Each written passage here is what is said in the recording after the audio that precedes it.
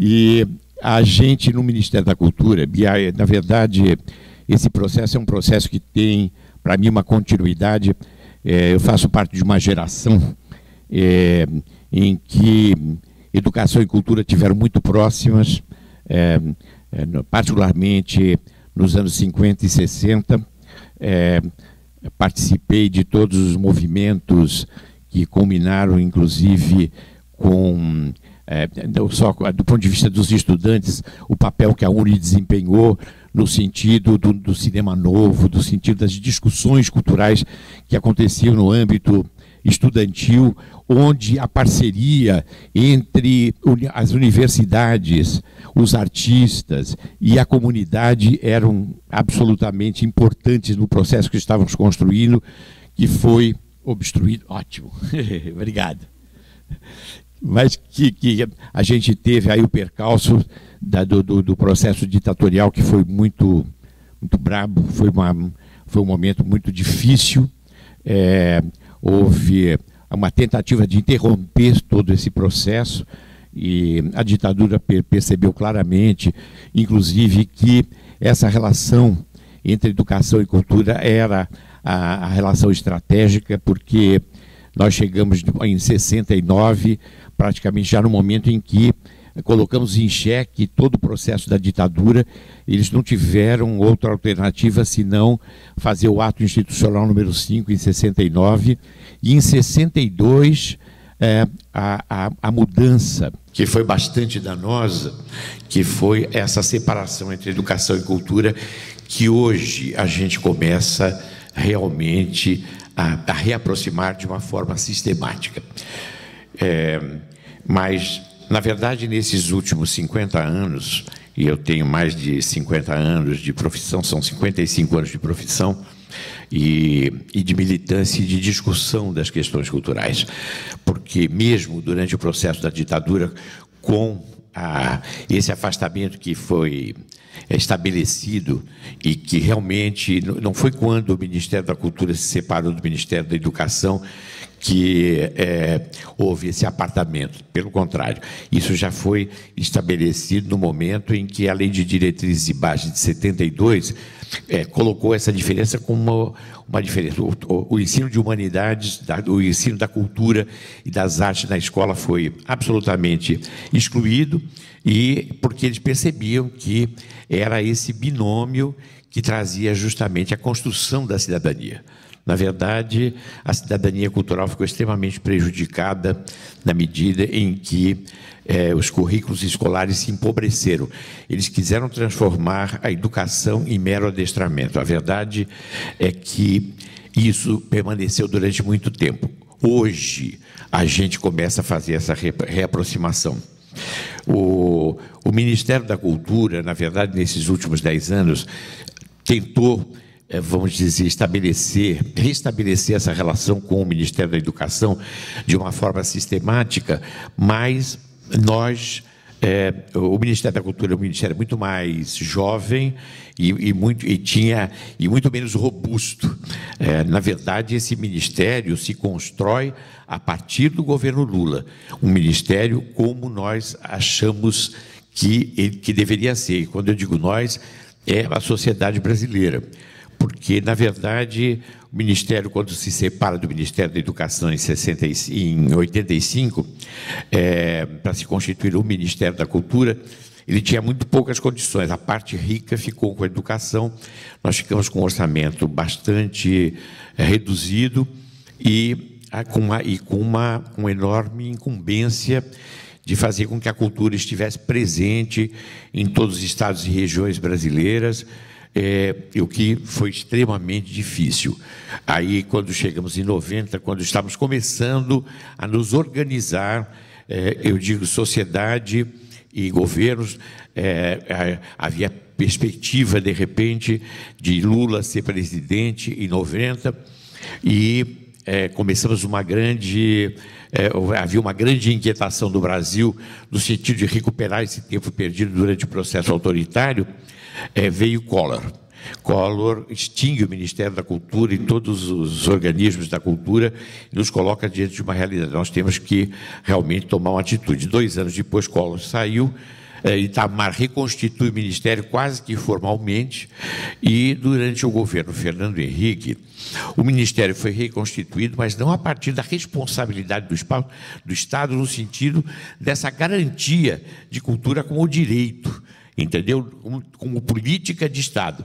Na verdade, havia um grande clamor para que a produção cultural retomasse o seu caminho, pudesse, para vocês terem uma ideia, em 89 o Brasil produzia, através da Embrafilme, 100 filmes por ano. Em 90, que foi o ano que Collor fez essa loucura, nós fizemos apenas um filme. Então, foi assim, teve um impacto enorme em toda a sociedade brasileira, em toda a área cultural. Mas foi esse impacto, inclusive, que nos serviu como impulso, como motivador para a construção que chegamos finalmente em 2002, no sentido de a gente começar a aprofundar esse diálogo, estabelecer esse diálogo com a sociedade brasileira. Não é à toa que hoje, aqui no EBCult, a gente reúne aqui não só o saber acadêmico, as universidades aqui do Recôncavo, mas também estudantes. Vocês têm um papel muito importante. São vocês que vão construir, que vão alicerçar, vamos dizer, essa nova sociedade, esse novo Brasil que a gente está construindo. Então, é por isso que é muito importante a presença de vocês. Eu adorei aqui a programação, fiquei com uma inveja danada de ter que ir embora hoje, porque eu já vi que tem tanta coisa que vai acontecer aqui, e esses encontros são tão bacanas, porque eu fiz parte, por exemplo, dos festivais de teatro do Pascoal Carlos Magno, que aconteciam uma vez por ano no Brasil, e eram assim, extremamente, não tinham essa, vamos dizer, estruturação que tem aqui o EBCult, não tinha essa pauta que tinha o EBCult, eram espetáculos de teatro, reunindo estudantes de teatro, mas estudantes do Brasil todo. E o que a gente aproveitava nesses encontros, o que nós trocávamos de impressões e o resultado que isso produzia, no sentido, inclusive, de aproximação, de a gente conhecer pessoas de estados diferentes, de a gente trocar textos de teatro, ideias, impressões, tudo aquilo que acontecia, vamos dizer, nesses festivais, teve um impacto enorme em todos os processos libertários que foram sendo construídos. A gente não pode esquecer que os centros de cultura popular, nessa época, tiveram um papel muito importante, era essa aproximação entre os saberes acadêmicos e os saberes tradicionais. Isso foi também um momento muito especial. Eu não posso me esquecer aqui do MCP, que inclusive estabelecia, aqui em Recife, que estabelecia também uma relação com os trabalhadores do campo, além dos trabalhadores da cidade que faziam parte dessa abrangência dos centros de cultura popular. Então, foi um momento de grande efervescência. E, durante esses anos todos, a gente, muitas vezes, parece, vamos dizer, que durante o processo da ditadura não houve, vamos dizer, uma continuidade, vamos dizer, subterrânea desses processos. Não, esses processos continuaram, só que eles não tinham, do ponto de vista institucional, o seu reconhecimento. O Estado não cumpria a sua parte. Então, era a sociedade que, de uma certa maneira, sabia da importância do Estado assumir esse papel. Eu acho que essa é a diferença do momento que nós vivemos hoje. Um governo como o de Lula, que assumiu essa responsabilidade de fazer com que a cultura fosse a argamassa, o cimento de construção desse novo Estado brasileiro, da nação brasileira, a partir justamente desse amplo diálogo com a sociedade. Quem constrói esse diálogo e que aprofunda esse diálogo são realmente os processos culturais. É a cultura que dá essa dimensão. Então, nesses últimos anos, o que nós temos feito no Ministério da Cultura, com a participação intensa da sociedade brasileira, é essa construção importante no sentido de um fortalecimento, certamente, do Ministério.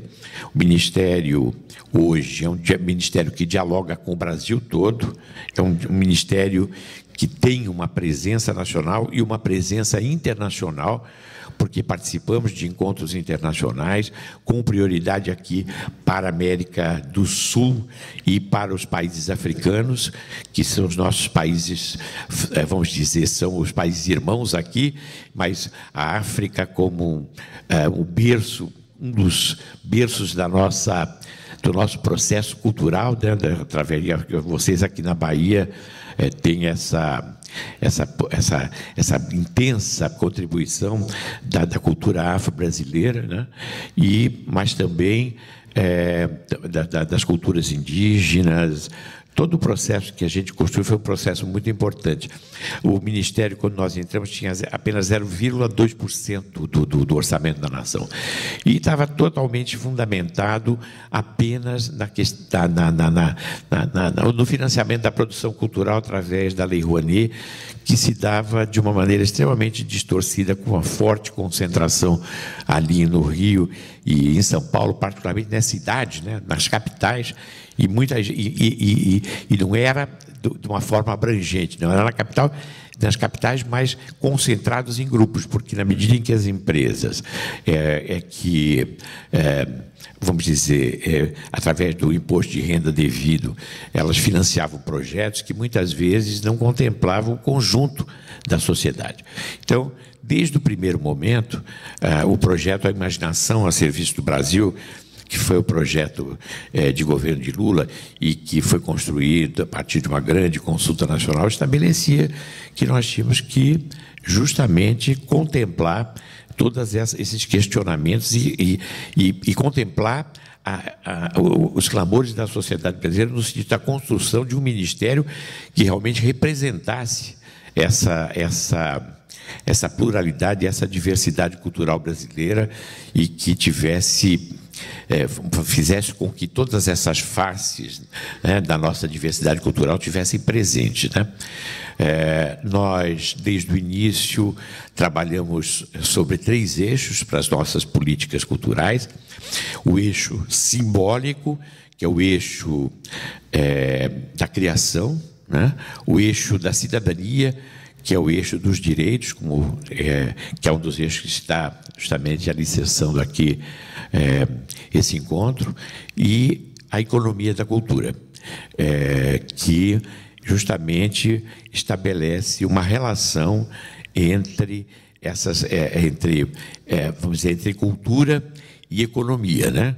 E que talvez tenha sido, nesses últimos anos, a que menos foi desenvolvida, justamente por ser um campo mais complexo, na medida em que exige pesquisa, exige números, exige uma série de condições para que possamos construir indicadores e que possamos fazer um planejamento para o projeto cultural brasileiro de forma,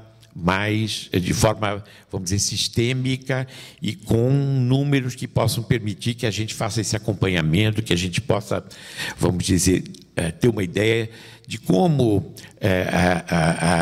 as cadeias produtivas da cultura se desenvolvem.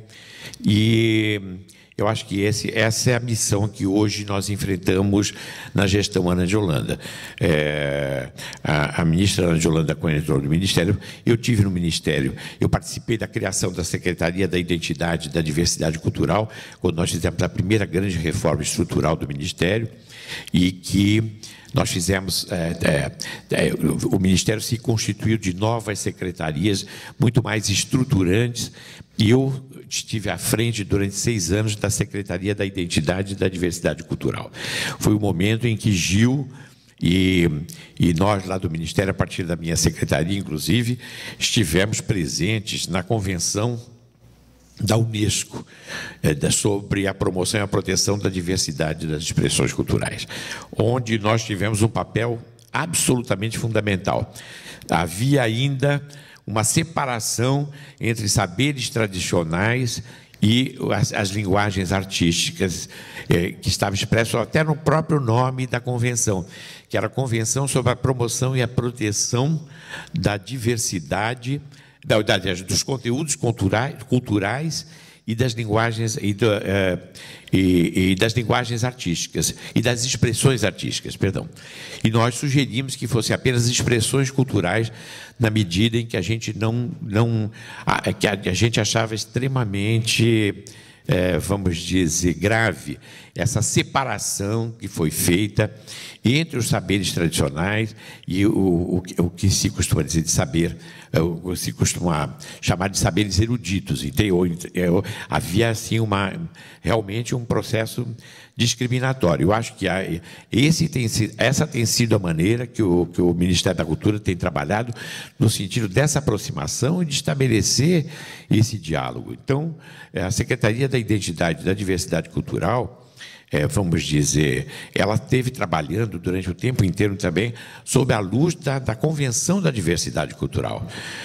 O ministro Gil a nossa proposta foi acolhida por unanimidade, e o ministro Gil teve um papel importantíssimo nas reuniões, inclusive que nós participamos, de construção dessa convenção, e que hoje talvez seja o documento mais importante da cultura, no sentido de que esses 3 eixos, inclusive, que nós trabalhamos, são os eixos estruturantes dessa convenção.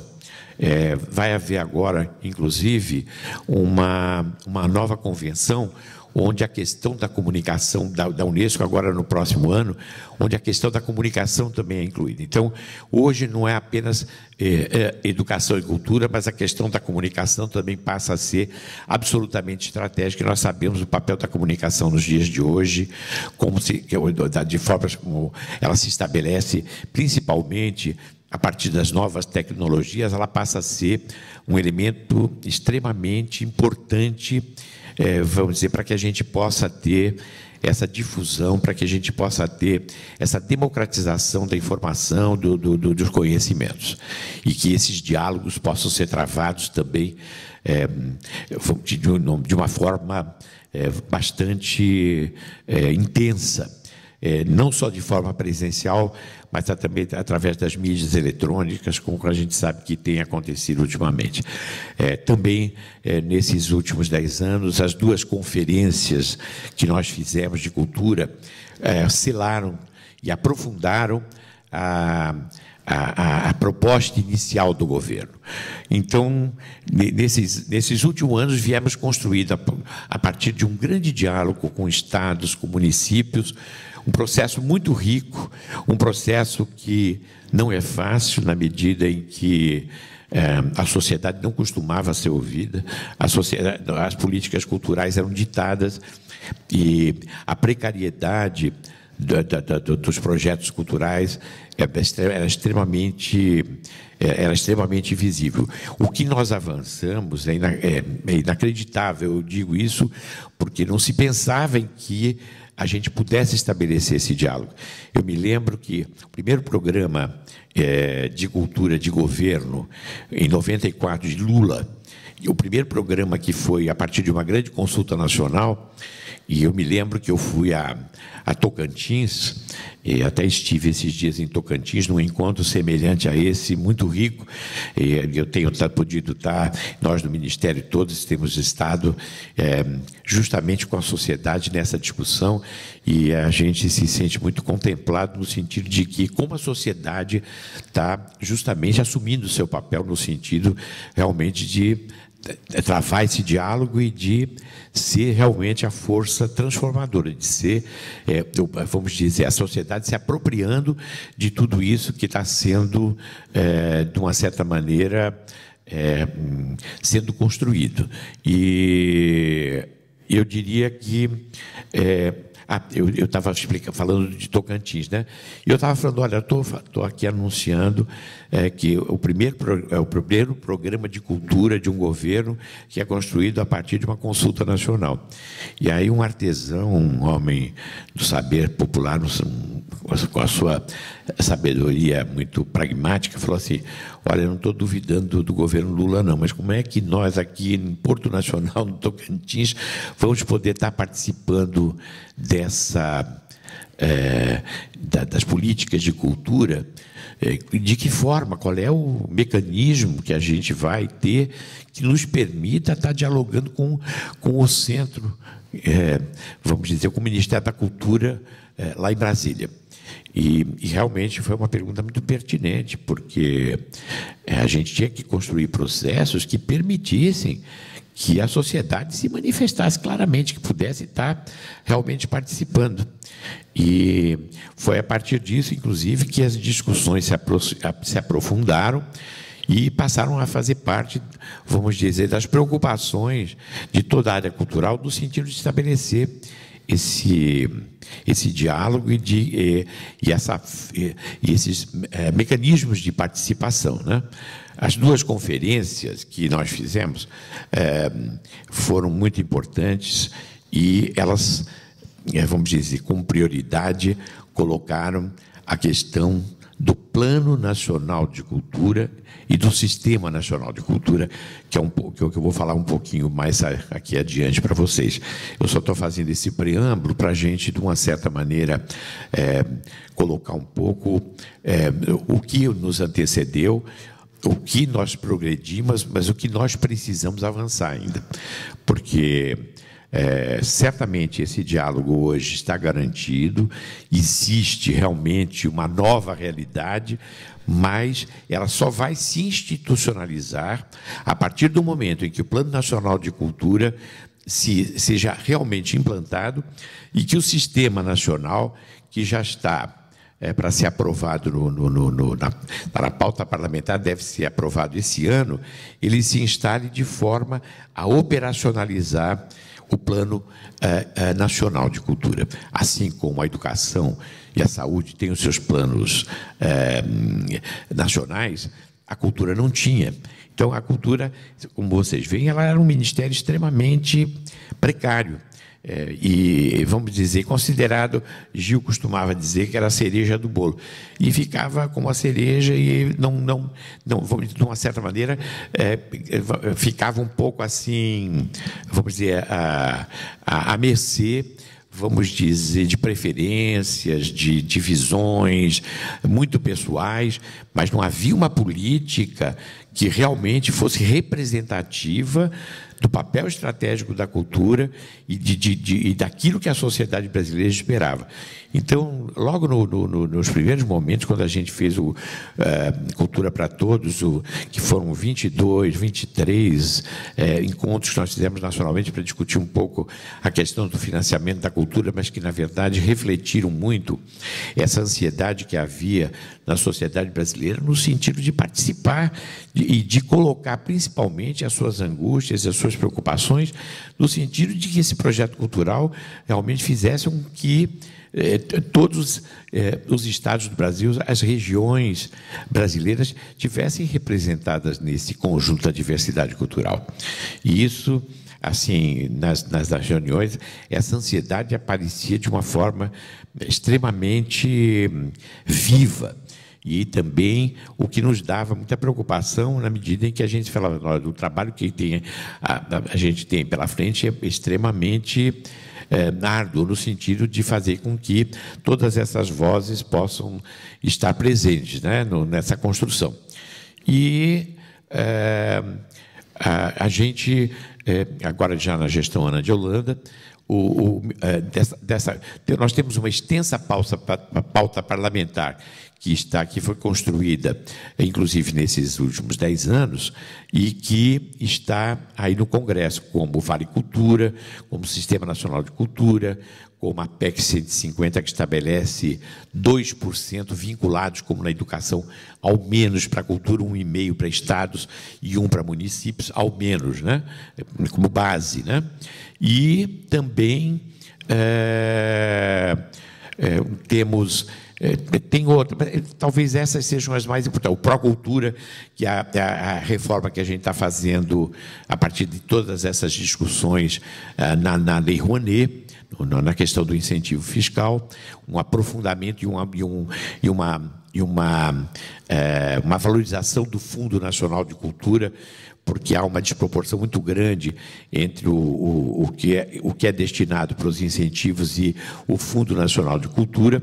Em suma, algumas pautas que algumas devem avançar esse ano. O Vale Cultura, não sei se vocês têm conhecimento, mas é uma parceria entre o Estado e a sociedade civil. Os empresários e o Estado entram cada um com uma parte, e o trabalhador vai ter um cartão que vai dar o direito a ele de consumir R$50 por mês, vamos dizer, em cultura, através de ingressos de teatro, de dança, de cinema, de compra de livros, em suma. Isso significa, a médio prazo, um investimento aí na cultura, uma inversão da cultura, uma movimentação em torno de R$7 bilhões a médio prazo, para vocês terem uma ideia. Então, é uma medida muito importante, inclusive no sentido desse fortalecimento da cidadania, né? Mas o mais importante foi que de toda essa pauta extensa, Lula ele assinou a lei do Plano Nacional de Cultura, 2 de dezembro de 2010, justamente um dos seus últimos atos como presidente, né? E eu tinha estado nos últimos 2 anos na presidência da Funarte, que é o órgão do Ministério que lida com as linguagens artísticas, né? E aí a ministra Ana de Holanda me convidou para estar à frente da Secretaria de Políticas Culturais para implementar o Plano Nacional de Cultura entre 2011 e 2012, e nós criamos também 2 diretorias nessa secretaria. Essa secretaria sofreu uma reformulação bastante grande. Nós criamos uma diretoria que estava voltada para o Plano Nacional de Cultura e para a cultura digital, e uma outra diretoria relacionada com educação e comunicação. Nesse sentido, eu queria anunciar para vocês que nós, no final do ano passado, fizemos um termo de cooperação com o Ministério da Educação pela primeira vez, oficialmente. O ministro Haddad e a ministra Ana assinaram esse termo de cooperação, no sentido de trabalhar com 5.000 escolas do Mais Educação. Esse projeto chama-se Mais Cultura na Educação, justamente no sentido da inserção no currículo escolar das artes e da cultura de uma maneira geral. Não só através de professores, vamos dizer, ligados ao universo acadêmico, mas também que ainda não conseguem comportar, vamos dizer, a demanda que terão, mas também no sentido também de incorporação dos mestres da nossa cultura popular, que também vão poder estar prestando, vamos dizer, aulas e estar, de uma certa maneira, também transmitindo os seus saberes dentro do currículo escolar, mas também a possibilidade que a gente vai ter de estar nesse projeto piloto, trabalhando com capacitação de professores. É um projeto muito rico. Eu acho que é um projeto que vai ser extremamente importante no sentido, vamos dizer, dessa conquista, desse casamento tão anunciado. A gente até chegou a brincar com o ministro Haddad que esse namoro entre a educação e a cultura já estava, vamos dizer, na hora de ser realizado, porque a noiva, que a cultura estava grávida e o casamento tinha que sair de qualquer jeito. Então, a gente está muito entusiasmado com esse novo momento. Esse ano a gente está começando já, vamos dizer, a implementar esse projeto, né? Eu acho que a a ministra Ana de Holanda teve uma apreciação muito positiva da nossa presidenta. Era para ser para 2.000 escolas, a presidenta pediu que se ampliasse para 5.000 escolas. Então, eu acho que, no sentido dessa aproximação entre educação e cultura, esse vai ser um momento muito importante. E o Plano Nacional de Cultura, nós tivemos começando, então, justamente a fazer a regulamentação do plano a partir do ano passado. Essa lei número 12.343, que institui o Plano Nacional de Cultura, é um planejamento decenal que estabelece as diretrizes para a área da cultura até 2020, com revisão a cada 4 anos, e também nós vamos ter uma conferência nacional de cultura em 2014, né, que também vai, de uma certa maneira, rediscutir toda essa questão e vai trazer novas contribuições, né? O objetivo é de valorizar, de reconhecer, de promover, de preservar a diversidade cultural existente no Brasil. Pode continuar. De 2003 a 2005 foi uma etapa de formulação e de articulação. De 2006 a 2007, uma etapa de diagnóstico e de definição das diretrizes gerais. De 2008 a 2010, uma etapa de consolidação, de votação, e, por fim, agora, em 2011 e 2012, a etapa de implementação do plano. Aí eu falei do Seminário Cultura para Todos, falei da emenda constitucional que altera o artigo 216, as câmaras setoriais, que foi um processo muito rico, principalmente na questão da discussão das linguagens artísticas, né?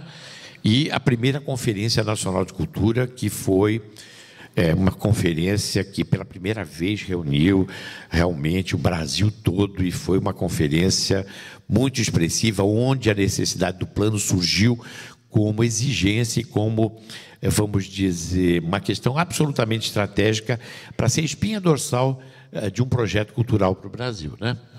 Em 2006, o Ministério encomenda ao IPEA estudos sobre a nossa política cultural e economia da cultura, produzindo os primeiros números que nos deram uma visão assim extremamente cruel, vamos dizer, do apartheid, assim, o número de pessoas que vai a museu, as pessoas que frequentam teatros, os números, eu nem vou repetir aqui, Juca repetiu isso eternamente pelo Brasil, e são números ainda que a gente ainda precisa, vamos dizer, trabalhar muito para que toda a sociedade brasileira, realmente, a questão do acesso ainda é uma questão extrema, não só o acesso, a fruição da produção cultural, mas também as condições ainda para que toda essa produção cultural floresça. Isso aí ainda, vamos dizer, é um momento ainda de muita luta.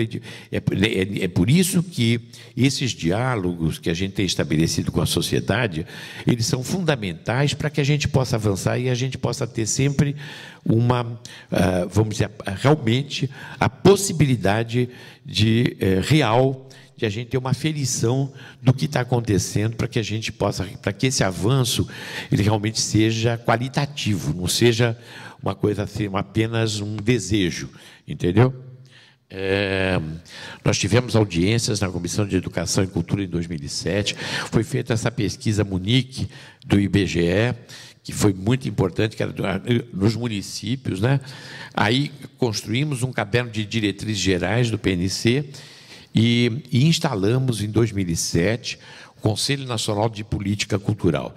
Pela primeira vez, o Brasil passou a ter um Conselho Nacional de Política Cultural com representação ampla de toda a sociedade brasileira, e todas as políticas do Ministério, desde 2007, vêm sendo apreciadas e discutidas em reuniões sistemáticas feitas com o Conselho Nacional de Política Cultural, no sentido dessa integração, onde estão representados os povos indígenas. A Secretaria da Identidade e da Diversidade Cultural estabeleceu aí uma fronteira com os povos indígenas fantástica, no sentido dessa construção. Nós criamos o Prêmio Culturas Indígenas, foi um processo. Hoje os índios participam ativamente de todo o processo cultural brasileiro, e têm as suas reivindicações, e têm, vamos dizer, nós começamos a ter uma visão muito mais objetiva, muito mais clara. Eu acho que, nesse sentido, a cultura brasileira tem um avanço, porque essas questões começaram a ser discutidas anteriormente, mas eu acho que é o momento justamente de a gente fazer com que a cultura brasileira possa incorporar e possa ter, vamos dizer, essas presenças muito mais claras, muito mais, vamos dizer, nítidas dentro do nosso processo de construção. Em 2008, fizemos a revisão do PNC pelo CNPC, fizemos seminários estaduais e um fórum virtual. Em 2009, tivemos uma revisão final. A segunda conferência, em 2010, estabeleceu as prioridades e nós fizemos as pré-conferências setoriais e elaboramos planos nacionais setoriais para o teatro, para o circo, para a dança, para a música, para artes visuais, livro e leitura, museus, cultura populares e culturas indígenas. Hoje, nós temos mais 10 para constituir. Esse é o novo momento que a gente está vivendo. Hoje são 19 setoriais, porque moda, design, arquitetura, vários, arte digital, tudo isso foi incorporado a esse conjunto, vamos dizer, da cultura, que antigamente, vamos dizer, não fazia parte. Quando se falava de cultura, se pensava muito nas linguagens tradicionais, nas linguagens artísticas tradicionais, né? E 2 de dezembro, justamente, foi a sanção do Plano Nacional de Cultura. Pode continuar. E que possui 5 capítulos, 36 estratégias, 275 ações e agora 53 metas que foram construídas no ano passado. O processo de construção das metas do ano passado foi bastante complexo. Nós tínhamos um prazo bastante curto, nós deveríamos ter apresentado essas metas em junho, mas justamente pela transição de um governo para o outro, nós conseguimos um prazo maior e apresentamos em dezembro, né? Mas construímos uma metodologia que foi aprovada pelo CNPC em maio, começamos a construir, através de um GT que nós constituímos dentro do Ministério, vamos dizer, as metas do Plano Nacional, apresentamos uma primeira versão em agosto, que foi ao CNPC. Aí fizemos, em seguida, disponibilizamos essa versão numa plataforma colaborativa aí, para que a sociedade se manifestasse. Depois, a partir das manifestações da sociedade que foram incorporadas, nós fizemos mais uma rodada de discussões dentro do GT do MINC e, no final do ano, apresentamos as 53 metas, que foram construídas através desses conceitos do plano em 4 eixos. O eixo da dimensão simbólica, da dimensão cidadã, da dimensão econômica e da dimensão da gestão, como foi citado aqui, frequentemente aqui, pelos que falaram anteriormente, mostrando que existe hoje uma consciência muito clara de que esses eixos são eixos determinantes para que a gente possa ter realmente um projeto cultural que incorpore todos esses elementos e possa realmente, vamos dizer, ter essa organicidade, né? Aí envolve criação, conhecimentos e expressões tradicionais, linguagens artísticas, culturas populares, patrimônio cultural, diversidade cultural, que eu vi aqui, que fazem parte das preocupações e do temário aqui das discussões do EBCult. Então, vocês vejam que o resultado do EBCult, que eu espero que vocês encaminhem para o Ministério, para a gente possa incorporar também as nossas, vamos dizer, discussões no sentido dessa construção, e que vão ser muito importantes agora, principalmente nesse segundo momento do Plano Nacional de Cultura, onde nós vamos estar implementando o SNIC. O SNIC faz parte da lei do plano. Pode continuar. Aqui é com relação ao acesso, direitos culturais, circulação, difusão, fruição, educação, capacitação e infraestrutura. Tudo isso, vamos dizer também, eu vi que faz parte das preocupações e das discussões que vão estar sendo feitas aqui no Webcult. Eu acho que mostram que a sintonia que a gente está tendo hoje e que permite que, vamos dizer, esses temários de discussão, eles possam estar se multiplicando no Brasil, e aí o papel da universidade passa a ser muito importante. Nós temos, inclusive, eu falei do mais cultura na educação, mas até, acho que desde há alguns anos, eu não me lembro exatamente a partir de quando, mas o ProExt, também o programa ProExt do Ministério da Cultura, que tem permitido que as universidades possam estar usufruindo também de verbas do governo, no sentido de estar trabalhando a pró-extensão cultural.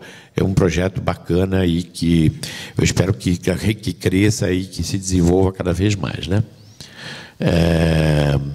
Aí a questão do desenvolvimento sustentável, que envolve a economia criativa, a inovação, modelos de negócio, financiamento, turismo cultural e as cadeias produtivas. Eu queria aqui também anunciar para vocês que a ministra Ana de Holanda, ela, nessa reforma que ela fez da estrutura do Ministério, para esse momento, para que o Ministério possa estar pronto para estar, vamos dizer, trazendo esse avanço e possa ser uma continuidade, mas alguma continuidade com avanço, foi a criação da Secretaria da Economia Criativa, que hoje está... Quem está à frente é a secretária Cláudia Leitão, que tinha feito um trabalho muito importante, tinha sido uma grande parceira do Ministério lá no estado do Ceará, e que, através da sua equipe, construiu um projeto muito importante, que chama-se Projeto Brasil Criativo. Foi apresentado para a presidenta Dilma e está em uma apreciação final, no sentido de que ele se transforme num dos grandes projetos do governo. Existe o Brasil Sem Miséria, o Brasil Maior e, possivelmente, o Brasil Criativo passe a ser, sob a liderança do Ministério da Cultura, unindo 10 ministérios da Esplanada, entendeu? Justamente o Brasil Criativo, né? Que é um projeto muito importante no sentido justamente de que se incorpore essa dimensão econômica da cultura, não para a gente ficar nesse jugo do mercado, nessa visão liberal, onde, que de uma certa maneira, se refletia muito na política cultural do governo Fernando Henrique, onde a cultura tinha que se submeter a uma lógica de mercado extremamente perversa, né? Pelo contrário, é a cultura inserida num processo econômico, mas um processo que dignifique o trabalhador, que, vamos dizer, que faça com que, vamos dizer, a sociedade e o processo cultural possam se beneficiar, vamos dizer, de uma economia que realmente respeite esse desenvolvimento sustentável, que é uma questão muito importante, que se estabelece, inclusive, a partir, vamos dizer, de participação social, de um fortalecimento institucional, de instrumentos de gestão, de planejamento, de participação social, de capacitação e de regulação. E ele só ocorrerá com o envolvimento de todos os entes federados e da sociedade por meio do Sistema Nacional de Cultura, que é o que justamente é o Pacto Federativo, né, que envolve o governo federal, estados, municípios e a sociedade. Os planos territoriais são distrital, estadual ou municipal, é um componente obrigatório do SNC e deve buscar alinhamento com o Plano Nacional de Cultura e o respectivo plano estadual. E a vinculação dos estados, Distrito Federal e município às diretrizes e metas do Plano Nacional de Cultura será justamente pela adesão do SNC, que já está em curso, mesmo a lei não estando aprovada. Já existem 5 estados que já assumiram, tem muitas cidades que assumiram, a Bahia está bastante adiantada. Tem quantos municípios que já aderiram, Mônica? 71 municípios já aderiram, e aí o trabalho, eu queria elogiar particularmente o trabalho que essa Secretaria de Cultura tem feito nesses últimos anos, e aqui tem uma continuidade assim, bastante importante agora na gestão do secretário Albino Rubim, que é um grande parceiro do Ministério, que está, inclusive, nos auxiliando, inclusive, na metodologia para a construção desses planos estaduais e municipais, entendeu? Então, eu queria dizer que a Bahia tem tido uma participação muito importante nesse processo, através da sua Secretaria Estadual de Cultura. E os municípios estão se alinhando e estão também participando dessa grande construção, dessa grande teia que a gente está construindo no sentido, vamos dizer, de fazer, vamos dizer, criar uma institucionalidade para a cultura que permita que a gente tenha uma visão bem objetiva, bem clara de como a gente vai poder ter um desenvolvimento, vamos dizer, da cultura a partir de um cenário de planejamento para os próximos 10 anos. Isso é muito importante. A alocação de recursos públicos federais destinados às ações culturais nos estados, no Distrito Federal e nos municípios deverá observar diretrizes e metas estabelecidas pela lei que institui o Plano Nacional.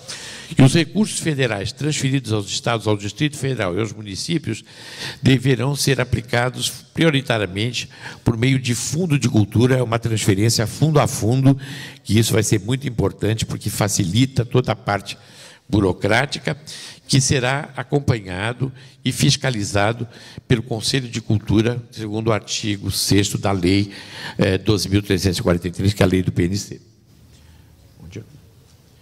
Ele vai oferecer, o Ministério da Cultura vai oferecer assistência técnica para a produção, monitoramento e avaliação dos planos municipais e estaduais de cultura, através da Secretaria de Articulação Institucional, em parceria com a UFBA, como eu disse, a Universidade Federal de Santa Catarina,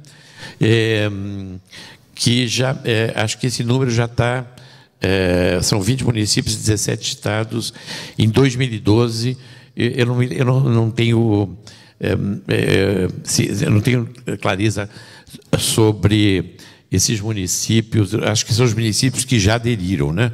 Que já estão com o termo de adesão assinado. E até o final do ano de 2012, nós queremos ter 17 estados já aderindo ao sistema nacional. A Secretaria de Políticas Culturais vai caber uma orientação de apropriação do Plano Nacional pelos estados e municípios. As metas do PNC dividem-se em metas que dependem de adesão dos entes federados, como são até 2020, 15 mil pontos de cultura. Hoje nós temos 3.000 e tantos pontos de cultura em funcionamento, compartilhados entre o governo federal e unidades da federação e os municípios integrantes do Sistema Nacional de Cultura. As metas do Plano Nacional de Cultura também dividem-se em metas que não dependem da adesão, ali está faltando um M, mas são passíveis de reprodução nos planos territoriais. 60% dos municípios de cada macro-região do país, isso é uma meta, com produção e circulação de espetáculos e atividades artísticas e culturais fomentados com recursos públicos federais. Acho que tem mais uma lâmina. Tem mais uma? Essa é a última? Ah, não, essa é a última, então. Então, eu só queria também falar, por último, do SNIC. O SNIC é o Sistema Nacional de Informações e Indicadores Culturais. Nós acabamos de comprar uma plataforma colaborativa, Open Data, que vai estar sendo, vamos dizer, disponibilizada para a sociedade, que vai agregar não só